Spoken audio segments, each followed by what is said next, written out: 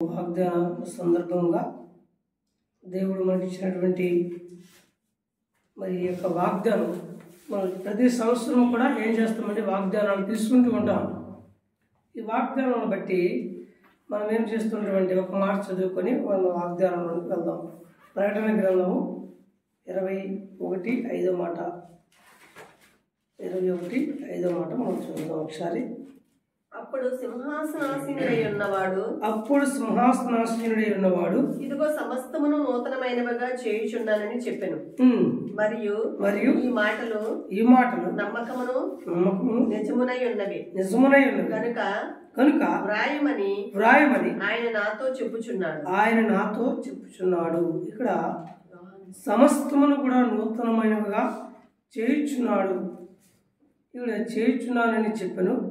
ఈ మాటను బట్టి మనం జ్ఞాపకం చేసుకోవాల్సిన విషయం ఏంటంటే, ఆయన మన యొక్క జీవితంలో ఈ కొత్త సంవత్సరంలో నూతన సంవత్సరం పెట్టిన తరువాత దేవుడు మన జీవితంలో ప్రతి ఒక్కరిలో కూడా ఒక నూతన క్రియ చేయాలని ఆయన మన ఎడల ఒక ప్రణాళిక కలిగి ఉంటాడు.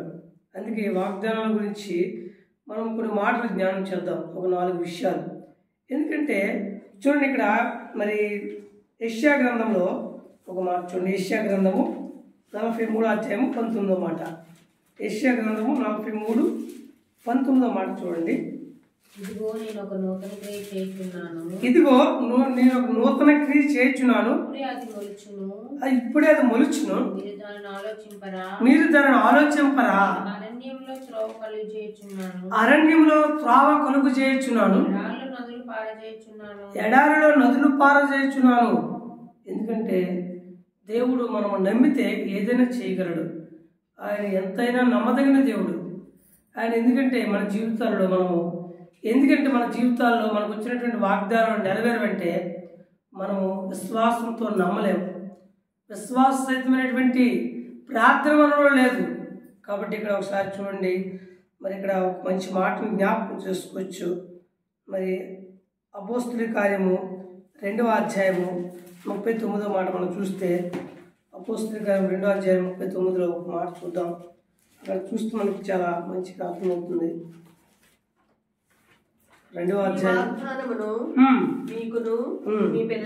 మీ పిల్లలకు అనగా ప్రభువైన మన దేవుడు తన యొద్దకు పిలిచిన వారికి అందరికీ చెందునని వారితో చెప్పును. ఏంటండి ఈ వాగ్దానము? మీకును మీ పిల్లలకును దూరస్తులందరికీ అనగా ప్రభు అయిన మన దేవుడు తన యొద్దకు పిలిచిన వారందరికీ చెందవలనని వారితో చెప్పును. దేవుని యొక్క వాగ్దానము మన యొక్క జీవితంలో దేవుడు మనకి ఇచ్చినటువంటి ఏ వాగ్దానం అయినా సరే మనం ఏం చేయడం నమ్మట్లేదు.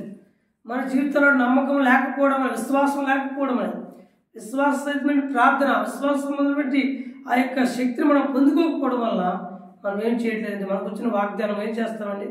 వాగ్దానం మనకు వచ్చినప్పుడు ఏం చేస్తామో అది చాలా భద్రంగా మంచిగా కొన్ని రోజులు దాస్తాం. మరికొన్ని రోజుల తర్వాత అది ఎక్కడో కూడా పడిస్తూ ఉంటాం, మర్చిపోతాం పూర్తిగా. కానీ తర్వాత మనం ఏమనుకుంటామంటే, దేవుడు నాకు ఇచ్చిన వాగ్దానం నెరవేర్చలేదు, నాకు ఇచ్చినటువంటి వాగ్దానము నా జీవితంలో ఏమి కూడా జరగలేదని మనము అనేక విధాలుగా ఆలోచిస్తాము. కానీ దేవుని విషయంలో పరిపూర్ణముగా పరలోకపు తండ్రి పరిపూర్ణుడు కనుక మీరు కూడా పరిపూర్ణులుగా ఉండాలనే దేవుని ఉద్దేశం. మన జీవితంలో మనం కూడా ఆయన యొక్క ఇష్టానుసారంగా జీవిస్తే దేవుడు ఖచ్చితంగా మనకి ఆ వాగ్దానమును నెరవేరుస్తాడు. అబ్రహాం జీవితంలో దేవుడు తన వాగ్దానాన్ని నెరవేరుస్తూ వచ్చినాడు. మృతులను సైతం లేపే దేవుడని విశ్వసించినాడు అబ్రహాము. అందుకే మరి తన యొక్క ఏకైక కుమారుడిని బలిగా ఇవ్వడానికి వెనుతీక విశ్వాసంతో ఏం చేశారండి? ఆ యొక్క కొండ మీద తీసుకుని వెళ్ళాడు దేవుడు. అబ్రహాం తను విశ్వసించాడు కాబట్టి తను తప్పిస్తూ వచ్చినాడు. తనకి మరి పిల్లలు లేనప్పుడు అబ్రహాంతో దేవుడు వాగ్దానం చేసినప్పుడు అబ్రహాం నమ్ముతూ వచ్చినాడు. అబ్రహాం నమ్ముట వలన తన జీవితంలో ఆ వాగ్దానం నెరవేరుతూ వచ్చింది. ఎందుకంటే మన జీవితాల్లో కూడా మనం పొందుకోలేకపోతున్నామంటే నమ్మలేకపోతున్నాం. అబ్రహాము అంటే విశ్వాసం. మనం ఏమనుకుంటామంటే అబ్రహాము పిల్లలమే అని అనుకుంటాము, కానీ అబ్రహాము వంటి క్రియలు మనలో లేవు, అబ్రహాము వంటి విశ్వాసం మనలో లేదు, అబ్రహాము వంటి స్వభావం మనలో లేదు. ఎందుకంటే మనమైతే అబ్రహాము పిల్లలు మనం చెప్పుకుంటాం, మన జీవితంలో అలాంటి విశ్వాసం కానీ అలాంటి శక్తి కానీ మనలో లేదు, కనిపించట్లేదు. ఎందుకంటే మనం చాలా లోపాలు ఉండడం వల్ల మన వాగ్దానం అనేది నెరవేరడం లేదు. చూడండి ఒక మాట, మరి రోమిల రాసిన పత్రిక 4వ అధ్యాయంలో, రోమిల రాసిన పత్రిక 4వ అధ్యాయము 21వ మాట, దేవుని మహిమపరిచి ఆయన వాగ్దానం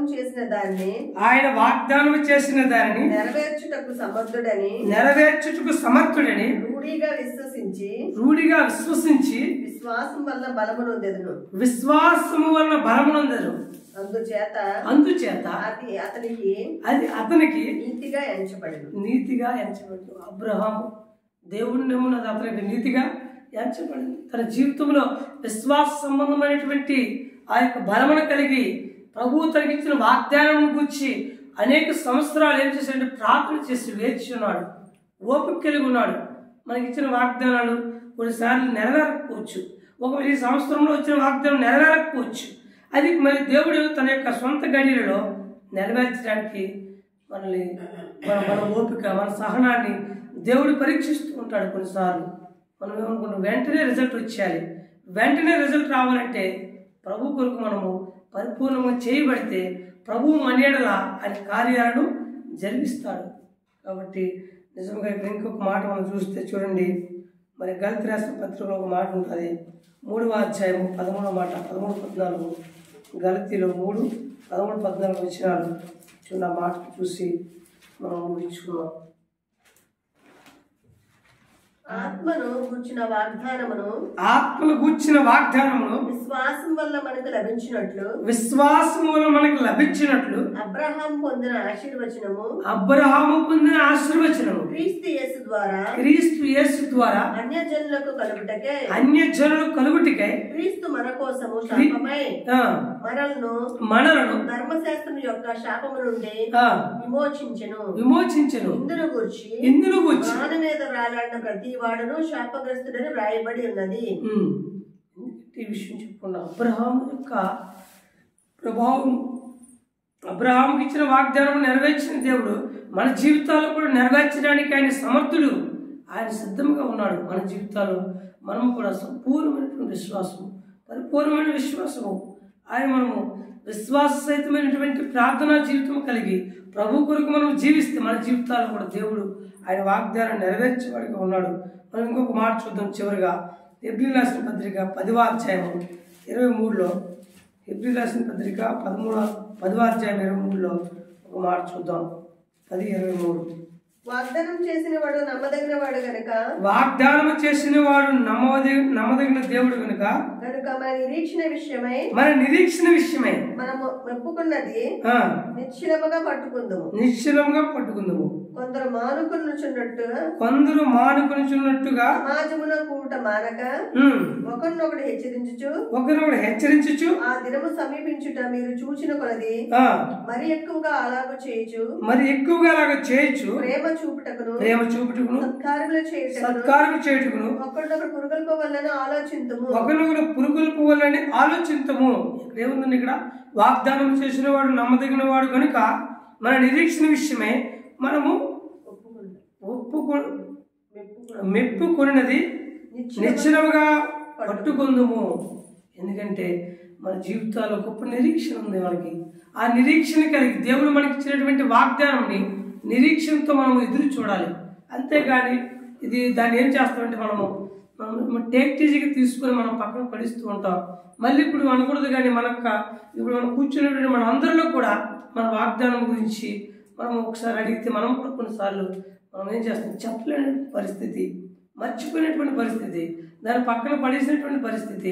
ఇట్లాంటి జీవితం మనం జీవించినప్పుడు మన జీవితంలో వాగ్దానం ఎలా నెరవేరుతుంది? మనం ప్రభు కొరకు జీవించము, ప్రభు కొరకు నిలబడము, ప్రభు కొరకు ప్రత్యేకంగా జీవించలేము, ప్రభు యొక్క స్వారూప్యంగా మార్చబడము, ప్రభు యొక్క పరిశుద్ధత మనం కలిగి ఉండము. కానీ దేవుడు వాగ్దానం మన జీవితాల్లో నెరవేరిపోవాలి. ఎందుకంటే మనం అనుకున్నది అయిపోవాలి, కానీ దేవుడు మన నుంచి కోరుకునేది ఏమిటి అనే విషయాన్ని మనం ఎరిగితే ప్రభు మన యెడల గొప్ప కార్యాలు చేయడానికి దేవుడు సిద్ధంగా ఉన్నాడు. చివరిగా ఒక మాట చూద్దాం. చూడండి, 2వ పేతురు రాసిన పత్రిక 3వ అధ్యాయం 9వ మాట చూడండి. ఆ మాట చూసి మనం 2 పేతురు 3 మాట చూద్దాం. మాట చూసి మనము కొందరు ఆలస్యమని ఎంచుకున్నట్లు ప్రభువు తన వాగ్దానమును గూర్చి ఆలస్యము చేయవాడు కాడు గాని ఎవడను నశింపవలనని ఇచ్చేయింపక అందరూ మారు మనసు పొందవలనని కోరుచు మీ ఎడల దీర్ఘశాంతము గలవాడై ఉన్నాడు. ఎందుకంటే దేవుడు మన ఇంట్లో ప్రణాళిక కలిగి ఉన్నాడు. ఒక ఉద్దేశం ఏంటంటే అందరూ అంతటా మారు మనసు పొందాలి. మనము కూడా ఓపిక సహనము కలిగి నిరీక్షణ కలిగి మనము ఎదురు చూడాలి. ప్రభు మనకి ఇచ్చిన వాగ్దానం అది ఏదైనప్పటికీ కూడా, ఎందుకంటే అబ్రహాము ఇట్లా దేవుడిచ్చిన వాగ్దానం నెరవేర్చినాడు. ఎందుకంటే తన జీవితంలో నెరవేర్చిన వాగ్దానము మన జీవితాల్లో కూడా దేవుడు నెరవేర్చడానికి సిద్ధంగా ఉన్నాడు. ప్రభు మన ఏడలో కూడా ఒక ప్రణాళిక కలిగి ఉన్నాడు. ఏమిటంటే దీనికోసం మనం చేయవలసిన పని ఏంటంటే నిరీక్షణ కలిగి ఉండాలి. అందుకే రోమీయులకు రాసిన పత్రిక 5వ అధ్యాయము 3వ మాట మనం చదివితే అక్కడ ఒక మాట మనం జ్ఞాపకం చేసుకోవచ్చు. రోమీయులకు రాసిన పత్రిక 5వ అధ్యాయంలో 3-4 మాటలు కలిసి ఉన్నాయి. ఆ మాటలు మనం చూసి చివరిగా మనము ప్రార్థన చేసుకున్నాం. అంతేకాదు శ్రమ ఓర్పును ఓర్పు పరీక్షను పరీక్ష నిరీక్షను పలుకు చేయనని ఎరిగి శ్రమలందును అతిశయపడదుము. ఎందుకనగా ఈ నిరీక్షణ మనలను సిగ్గుపరచదు. మనకు అనుగ్రహింపబడిన పరిశుద్ధాత్మ ద్వారా దేవుని ప్రేమ మన హృదయములలో కుమ్మరింపబడి ఉన్నది. ఎందుకంటే దేవుడు మన విషయం, మనము దేవుని వాగ్దానం విషయం, దేవుడు మనకి ఏ వాగ్దానం ఇచ్చినప్పటికీ మనం ఏం చేయాలి? నిరీక్షణ కలిగి విశ్వాసంతో మనం ప్రార్థనాపూర్వకం కనిపెట్టాలి. దేవుడు తన సొంత గడియలలో ఏం చేస్తాడంటే దాన్ని నెరవేరుస్తాడు. ఎందుకంటే అబ్రహాము తనకి పిల్లలు లేనప్పుడు ప్రభు దగ్గర ప్రభు తన మీద వాగ్దానం చేస్తూ వచ్చినాడు. ప్రభు ఇస్రాయేలులంతా సంతానమును ఆకాశ నక్షత్రం వలె ప్రపంచమంతా కూడా అబ్రహాము తండ్రిగా పిలువబడుతున్నటువంటి దేవుడు తన ఏడలో ఒక వాగ్దానం నెరవేరుస్తూ వచ్చినాడు. ఈ రోజు మనం అబ్రహాము పిల్లలుగా పిలువబడుతున్నాం. దేవుడు తనకి ఏదైతే వాగ్దానం చేస్తున్నాడో దానిని నెరవేరుస్తూ వచ్చినాడు. మన జీవితాల్లో కూడా దేవుడు నెరవేర్చడానికి సిద్ధంగా ఉన్నాడు. అబ్రహాము ప్రభు కొరకు తన యొక్క జీవితంలో ఆ యొక్క అబ్రహాము యెహోవాను నమ్మినది అతనికి నీతిగా ఎంచబడి ప్రభు కొరకు తన జీవితాన్ని నిరీక్షణ కలిగి జీవించినాడు. నిరీక్షణ కలిగి మృతులను సైతం ఆయన లేపగలడాన్ని నమ్ముతూ వచ్చినాడు. మన జీవితాల్లో కూడా నమ్మి విశ్వసించి ఆయన ఏ వాగ్దానం ఇచ్చినప్పటికి కూడా మనం ప్రార్థనాపూర్వకంగా మనం కనిపెట్టినట్లయితే దేవుడు మన జీవితాల్లో, మన కుటుంబాలలో, మన సంఘంలో నెరవేర్చడానికి ప్రభు సిద్ధంగా ఉన్నాడు. కాబట్టి మన జీవితంలో మనము పరిశుద్ధముగా యథార్థముగా ప్రభు కొరకు జీవించి ఆ వాగ్దానాలను స్వతంత్రించుకునే వారిగా మనం ఉండాలని దేవుని యొక్క ఉద్దేశం. దేవుని మాటలు దీవించును గాక. ఆమేన్.